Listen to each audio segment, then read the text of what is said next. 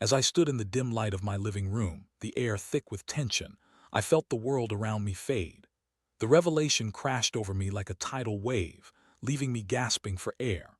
My wife, my partner, the woman I had shared my life with, had betrayed me in the most unimaginable way. I had discovered her infidelity with my lawyer, the man I had trusted to navigate the intricacies of my life and our marriage. The weight of it all was suffocating, a brutal reminder of how fragile trust can be. The moment I found out was etched in my memory, the phone ringing, a name flashing across the screen that sent chills down my spine. It was a friend, someone who had no idea of the storm brewing in my life. "Have you heard?" They said, their voice tinged with urgency. "There are whispers about your wife and your lawyer. I thought you should know." My heart sank as the words echoed in my mind. I could hardly process what I was hearing, my thoughts racing as I hung up the phone. I replayed the moments leading up to that call, the late nights, the hushed conversations, the way she had been distant. It all made sense now, each clue falling into place like pieces of a shattered puzzle. I felt the heat of betrayal rise in my chest, a fire igniting that threatened to consume me. How could she do this? How could he? The anger surged hot and raw, and I was left standing there, a man stripped of the very foundation of his life. My first instinct was denial. Surely this was a misunderstanding. I needed to confront her, to demand the truth. But deep down, I knew the truth would be more painful than I could imagine.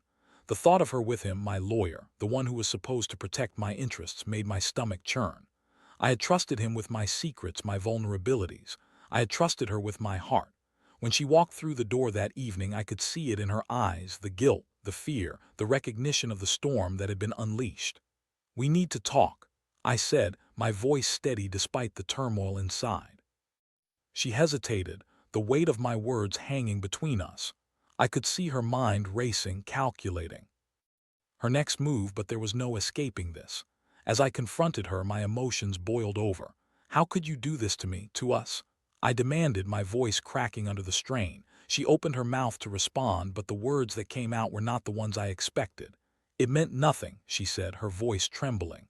"I was lonely. You've been so distant." Her excuses cut deeper than any knife could, and I felt a part of me fracture. I was both enraged and heartbroken. The woman I loved was standing before me, but she was a stranger.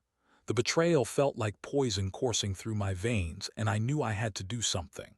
The thought of revenge began to take root in my mind, a dark seed sprouting in the midst of my anguish.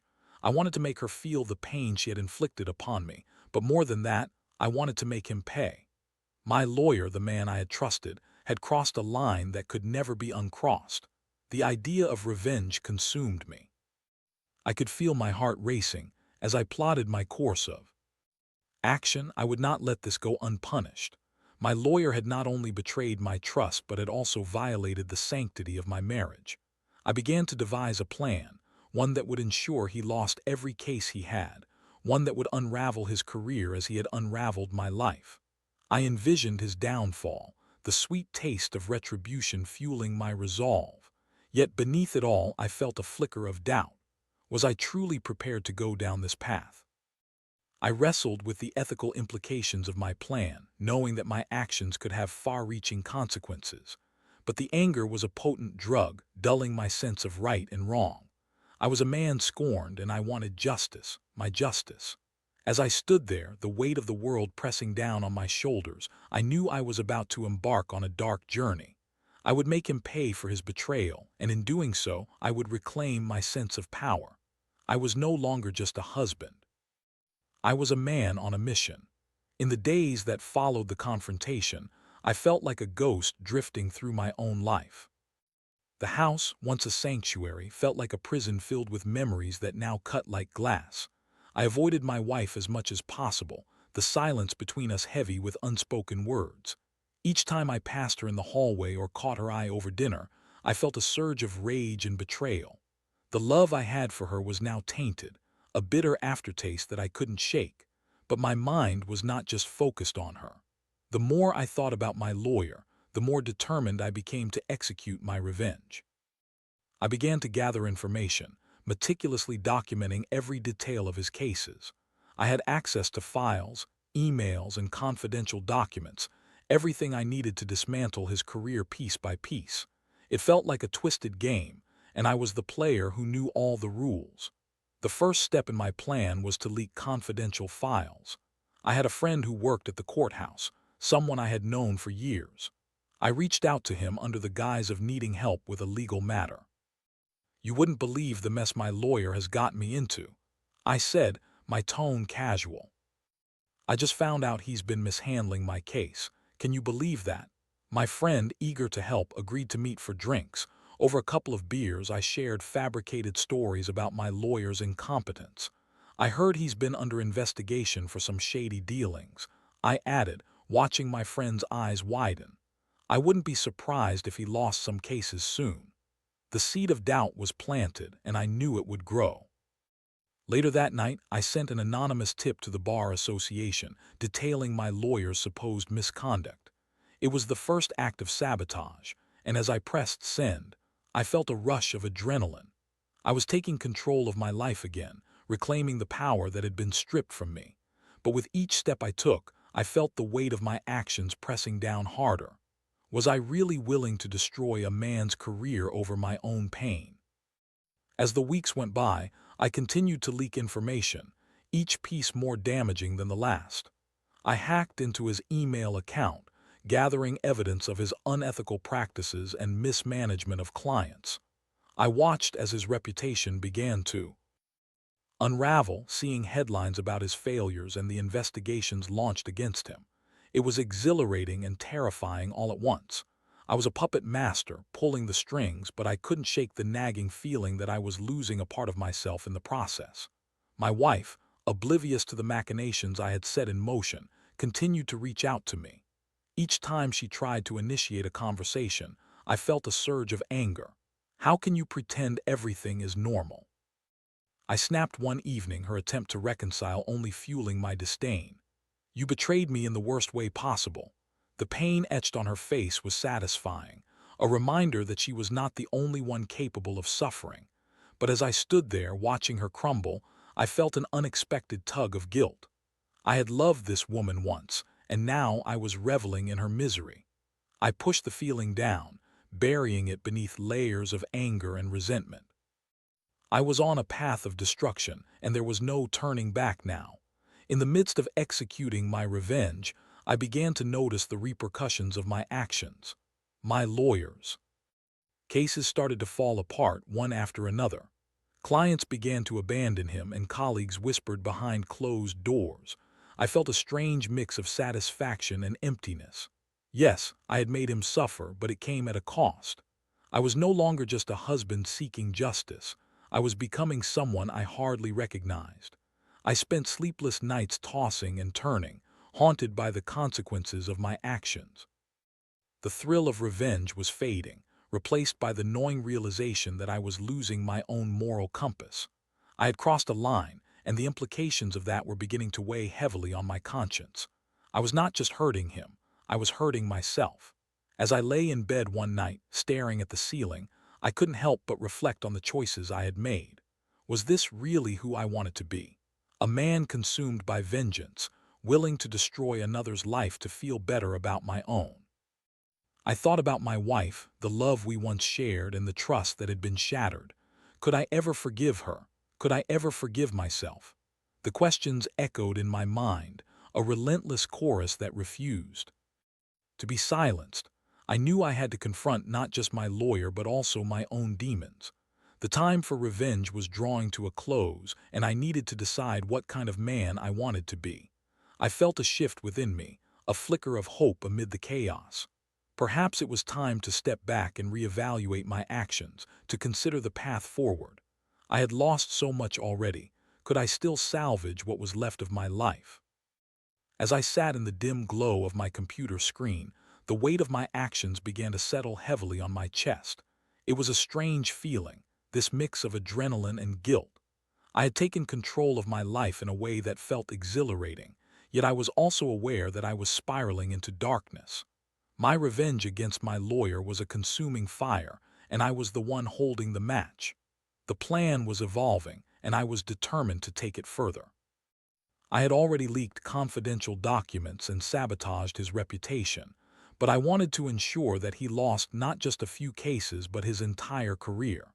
I started to reach out to clients who had previously worked with him, using a combination of charm and deceit. You deserve better than someone who doesn't care about your case, I would say, planting seeds of doubt in their minds. It was easy to manipulate the narrative, to twist the truth into something that suited my needs. One evening, as I prepared to meet a former client of his, I realized how far I had strayed from the man I used to be. I looked in the mirror, searching for any remnants of the husband who had loved and trusted. The reflection staring back at me was that of a stranger, hollow eyes, a tight jaw, and a heart weighed down by bitterness. I was on a mission, but at what cost? The meeting with the former client went as planned. Over coffee, I presented myself as a concerned friend rather than a vengeful husband. "I've heard some troubling things about your case," I said, my voice low and conspiratorial. "I can't help but wonder if your lawyer is really looking out for your best interests." It felt wrong, yet I reveled in the power I felt as I watched the doubt take root in her mind. By the end of our conversation, she was questioning everything about her case, and I felt a twisted sense of satisfaction. But even as I plotted my next moves, I couldn't shake the feeling of impending doom. Each act of revenge brought with it a deeper sense of isolation. My wife, in her attempts to reach out, was met with my coldness. I was a wall, impenetrable and fortified. She tried to apologize, to explain herself, but I would not let her words in. I was angry, and I wanted her to feel that anger, to understand the depth of my betrayal. "Do you think it's easy for me?" she pleaded one night, her voice cracking. "I never wanted to hurt you. I made a mistake." "A mistake?" I shot back, my voice rising. "This was no mistake. You destroyed everything we built together." The conversation spiraled into another argument, words flung like daggers. I could see the tears in her eyes, and for a moment I felt a pang of remorse. But I quickly buried it, focusing instead on the satisfaction of her pain. It was a vicious cycle. My need for revenge fueled my anger, and my anger blinded me to the possibility of forgiveness. As I continued my campaign against my lawyer, I began to notice the consequences of my actions spilling over into my own life. Rumors began to swirl about me at work. Colleagues whispered behind my back, and I could feel the weight of their judgment. I was no longer the reliable employee they once knew. I was the man whose personal life had become a spectacle. I had become the subject of gossip, the husband who couldn't handle his wife's betrayal. One afternoon, I received a call from my boss. "We need to talk," he said, his tone grave. I felt a knot tighten in my stomach as I walked into his office. The walls felt like they were closing in around me. "I've heard some troubling things about your behavior," he began, and I could see the disappointment etched on his face. "This isn't just affecting you, it's affecting the entire team." I could feel the heat rising in my cheeks as I listened. I had let my personal vendetta bleed into my professional life, and now it was costing me. The reality of my situation hit me hard. My quest for revenge was not only destroying my lawyer but was also dismantling my own life. I was on the verge of losing everything. The conversation with my boss was a wake-up call. I realized that I needed to reassess my approach. Revenge had consumed me, and I was teetering on the edge of self-destruction. I had to make a choice: continue down this dark path or find a way to reclaim my sense of self. That night I sat alone in my living room, the silence deafening.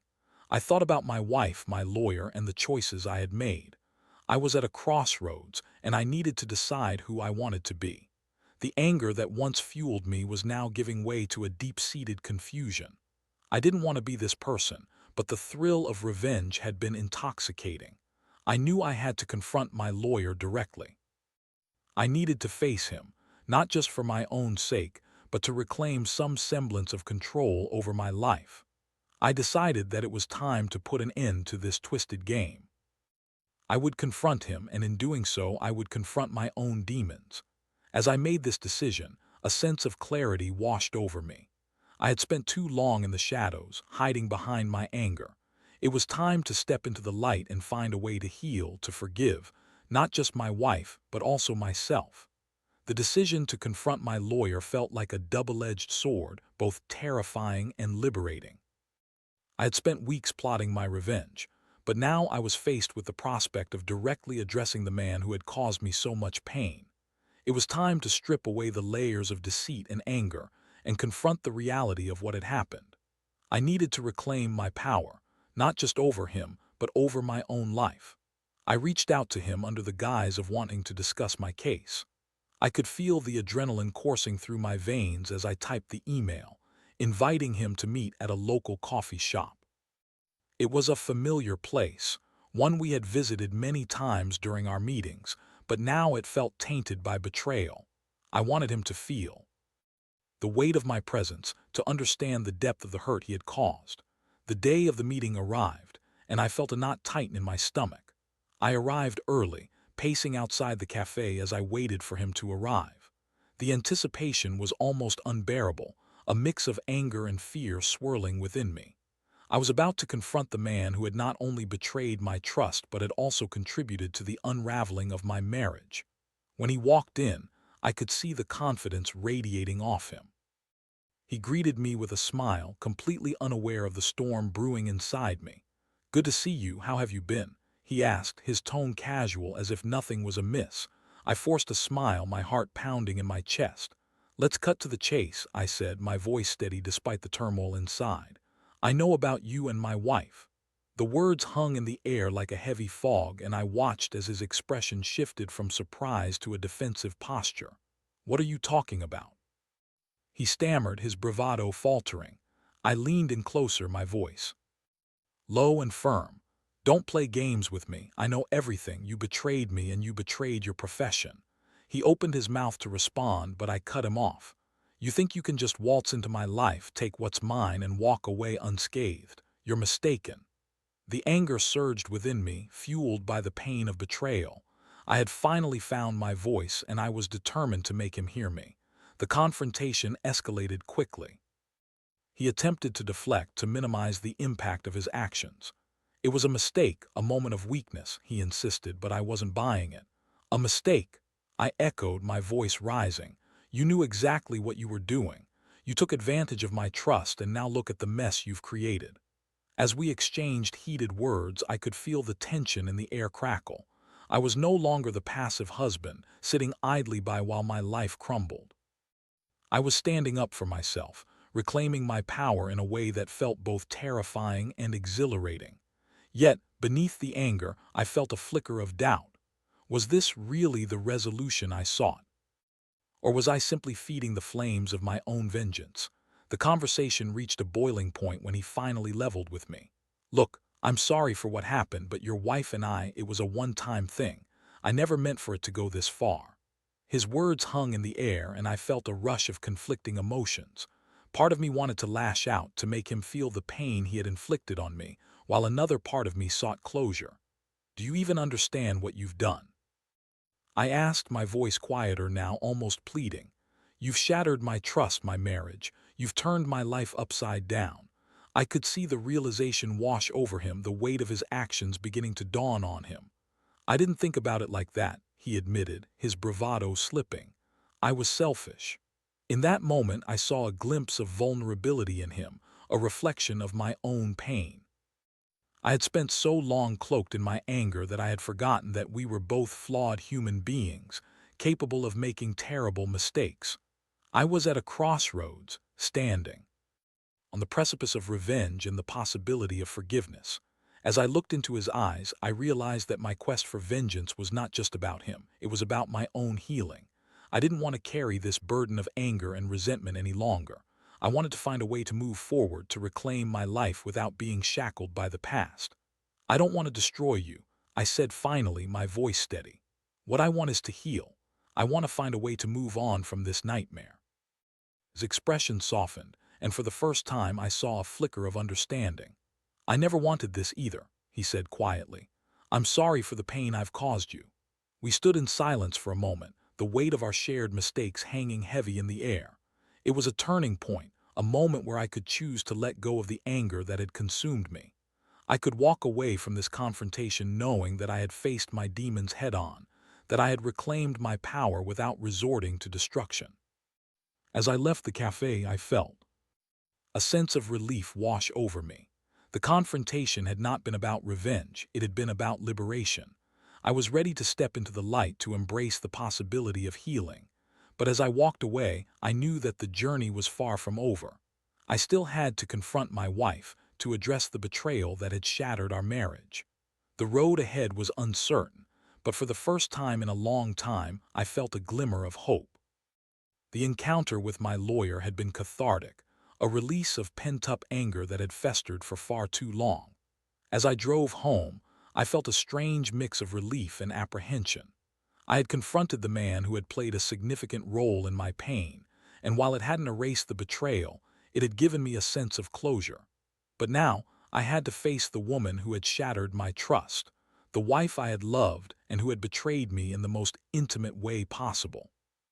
The thought of confronting her filled me with dread. I had spent weeks building up my anger, using it as armor against the pain of her betrayal. But now, as I approached the house, I felt the weight of my emotions shift. I was no longer just a man seeking revenge. I was a husband trying to understand how we had reached this point. I found her sitting on the couch, staring blankly at the television. The moment she saw me, her expression shifted from shock to a mix of hope and fear. "You're home," she said softly, as if testing the waters. "Yeah," I replied, my voice flat. "We need to talk." She nodded, her eyes wide with anticipation. I could see the fear etched on her face, the realization that we were about to delve into the depths of our shattered relationship. I took a deep breath, steeling myself for the conversation that lay ahead. "Do you have any idea how much you've hurt me?" I began, the words spilling out with a mixture of anger and sorrow. "You didn't just betray my trust, you destroyed everything we built together." Her eyes filled with tears, and for a moment I felt a flicker of sympathy. "I know," she whispered, her voice breaking. "I'm so sorry, I never meant for it to happen. It was a mistake, a moment of weakness." "A mistake," I echoed, the bitterness rising in my throat. "That's what you call it. You think that justifies what you did." The conversation spiraled into a heated argument with emotions running high. She tried to explain herself, to justify her actions as a result of my own shortcomings. "You were always so focused on work, so distant," she said, her voice rising. I felt alone, neglected. Neglected. I shot back, my anger flaring. "That's no excuse to sleep with my lawyer. You could have talked to me. You could have told me how you felt." We went back and forth, each of us trying to express our pain while simultaneously laying blame. I felt the walls of our home closing in, the space that once felt warm and inviting now suffocating. The anger I had directed toward my lawyer now spilled over onto her, and I found myself lashing out in ways I never thought I would. But as the argument continued, I began to notice something shift within me. Beneath the anger, there was an underlying sadness, an understanding that we were both flawed individuals who had let our love slip away. I could see the pain in her eyes, a reflection of my own hurt. We were both victims of our circumstances, and while I wanted to punish her for her betrayal, I also wanted to understand why it had happened. "Do you even love me anymore?" I asked suddenly, the question hanging in the air like a heavy weight. She hesitated, her gaze dropping to the floor. "I don't know," she admitted quietly. "I made a terrible mistake, and I don't know if we can come back from it." That admission cut deeper than any words exchanged before. I felt a wave of vulnerability wash over me, the realization that we were both standing on the precipice of our marriage, unsure if we could take the leap back into trust. "I don't know if I can forgive you," I said, my voice trembling. "But I want to try. I want to understand if there's a way back for us." Her eyes widened, and for the first time I saw a flicker of hope. "You're willing to try?" she asked, her voice filled with disbelief. "I don't know what that looks like," I replied honestly. "But I can't just throw away everything we've built. I want to fight for us, even if it feels impossible." We spent the next several hours talking, delving into the depths of our pain and confusion. It was raw and uncomfortable, but as we opened up to one another, I could feel the barriers slowly starting to crumble. We shared our fears, our regrets, and the longing that had been buried beneath the weight of betrayal. I learned about her loneliness, her feelings of neglect, and how those emotions had pushed her into the arms of someone else. It wasn't an excuse, but it was a glimpse into her perspective, a reminder that we had both played a part in the unraveling of our marriage. As we talked, I realized that healing would take time. There were no quick fixes, no easy answers. Trust had been shattered, and rebuilding it would require patience and vulnerability from both of us. But for the first time since discovering her infidelity, I felt a glimmer of hope. We agreed to seek couples therapy, to work together to navigate the aftermath of her betrayal. It was a step toward healing, a commitment to face the challenges ahead rather than run from them. I knew it wouldn't be easy, and there would be moments of doubt and pain, but I wanted to believe that we could emerge from this stronger than before. As I lay in bed that night, I felt a sense of peace wash over me. The anger that had consumed me for so long was beginning to fade, replaced by a determination to rebuild what had been lost. I had faced my lawyer, confronted him, and now I was ready to confront the complexities of my marriage. The road ahead would be long and winding, but I was willing to take that journey. I had learned that revenge would not heal my wounds, it would only deepen them. Instead, I chose the path of forgiveness, a choice that would ultimately set me free. As the days turned into weeks, I found myself navigating the delicate balance of healing and rebuilding trust with my wife. The decision to seek couples therapy was a pivotal moment, a commitment that we both made to confront the pain of the past and work toward a future. Together, each session was an emotional roller coaster, filled with moments of clarity and moments of deep discomfort. We were peeling back the layers of our relationship, exposing the raw wounds that had festered for too long. Our therapist guided us through the process, encouraging open communication and fostering a safe space for both of us to express our feelings. I learned to articulate my pain, to share the depths of my betrayal and the anger that had consumed me. I also listened to my wife's side of the story, understanding how her feelings of isolation had led her to make choices that would haunt us both. It was a painful but necessary process, and with each session, I felt a weight lift, a slow but steady movement toward healing. One evening, after a particularly intense therapy session, we sat on the porch, the sun setting in a blaze of orange and pink hues. The beauty of the moment contrasted sharply with the turmoil we had faced, and I felt a flicker of hope. "Do you think we can really get through this?" my wife asked, her voice barely above a whisper. I took a deep breath, searching for the right words. "I think it will take time, but I want to believe we can," I replied honestly.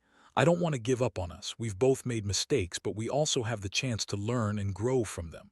She nodded, tears glistening in her eyes. "I'm so sorry for everything. I never wanted to hurt you. I was lost and I didn't know how to reach out." "I know," I said softly, reaching for her hand. "And I've realized that I was lost too. I was so focused on work, on everything else, that I neglected you. We both need to take responsibility for our part in this." As we talked, I felt the walls between us begin to crumble. It was in those moments of vulnerability that I realized how much I still loved her, how much I wanted to fight for our marriage. We were both flawed, but we were also committed to finding our way back to each other. The process of healing was not linear. It was filled with ups and downs, moments of doubt interspersed with moments of connection. There were days when I would feel a wave of anger wash over me, a reminder of the betrayal that had cut so deep. But I learned to acknowledge those feelings without letting them consume me. I would talk to my wife about my struggles, and she would share her own fears. Together, we were learning to navigate the complexities of our relationship. One of the most significant changes I made was to prioritize our time together. I started to carve out moments in my busy schedule for us, simple things like cooking dinner together, taking long walks, or just sitting on the couch and talking. It was in those seemingly mundane moments that I felt our connection begin to blossom again. We were rediscovering each other, learning to communicate without the weight of betrayal hanging over us. I also began to reflect on the lessons I had learned throughout this ordeal. Revenge had seemed like a tempting path, but it had only led to further pain. I realized that true power lay not in seeking vengeance but in choosing forgiveness. I had faced my lawyer, confronted him about his betrayal, but that confrontation had been about reclaiming my own sense of agency. It had not been about destroying him. It had been about understanding that I was in control of my own life. As time went on, I noticed the anger that had once consumed me fading into the background. I was learning to let go of the past, to focus on the present and the future we could build together. I still had moments of doubt, moments where I questioned whether we could truly recover from the scars of betrayal. But with each passing day, I felt more hopeful. Eventually, we reached a point where we could discuss the affair without the heavy weight of anger and sorrow. We talked about what had happened, not as a means of rehashing the pain, but as a way of understanding the complexities of our relationship. It was a pivotal moment, one that allowed us to move forward with a renewed sense of commitment. One evening, as we sat on the porch watching the sunset, I turned to her and said, "I don't know what the future holds, but I want to face it with you." She smiled, a genuine smile that lit up her face. "Me too. I want to rebuild what we lost brick by brick." We embraced, and in that moment I felt a sense of peace wash over me. The journey had been long and fraught with challenges, but we were both willing to put in the effort. We were choosing love over anger, connection over resentment. As I reflect on this chapter of my life, I realize that healing is not a destination but a journey. It requires patience, understanding, and a willingness to confront the uncomfortable truths of our past. I had learned that love is not about perfection. It's about navigating the imperfections together. Now, as I look toward the future, I feel a sense of hope. I have learned to forgive, not just my wife but also myself. I am no longer defined by the betrayal that once consumed me. I am a man who has faced his demons, who has chosen healing over vengeance, and who is ready to embrace the possibilities that lie ahead. The road may still be bumpy, but I am ready to walk it hand in hand with the woman I love, ready to face whatever challenges come our way. Together, we will rebuild our trust, our love, and our lives, one day at a time. This is our story, a testament to the power of forgiveness and the resilience of the human spirit.